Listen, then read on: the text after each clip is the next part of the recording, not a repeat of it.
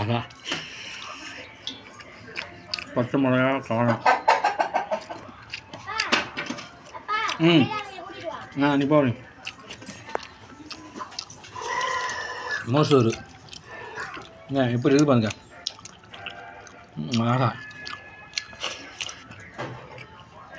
காரம் விட்டு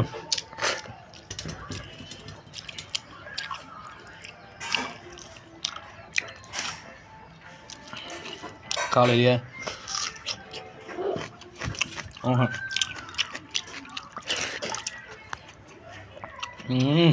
செம்மையாக இருக்குது. தமிழ் காளான் சேர்த்து ஆஹா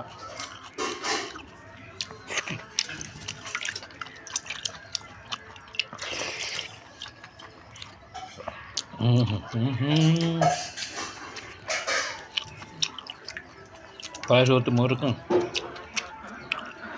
காளானுக்கும் அவ்வளோ டிஷ்ஷு.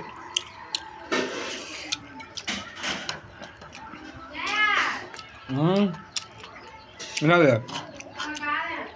எனக்கு போதான் இருக்குது, நீ சாப்பிடுக்கா. இப்படியெல்லாம் போட்டு நீ இருக்கிறத நிறையா அந்த எல்லாத்தையும் நீ போய் சாப்பிடு.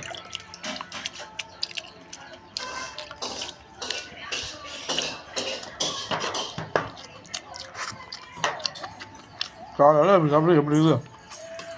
ஆமாம் பண்ணுவேன்.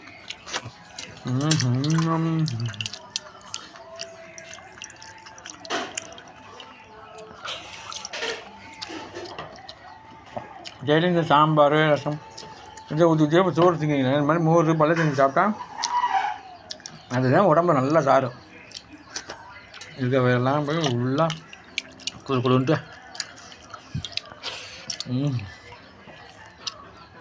செம்மையாக இருக்குது. வெங்காயம் மோர் கறிக்க வச்சுக்க வேண்டியதான். மோர் எடுத்து நல்லா குடிக்க வேண்டியதான்.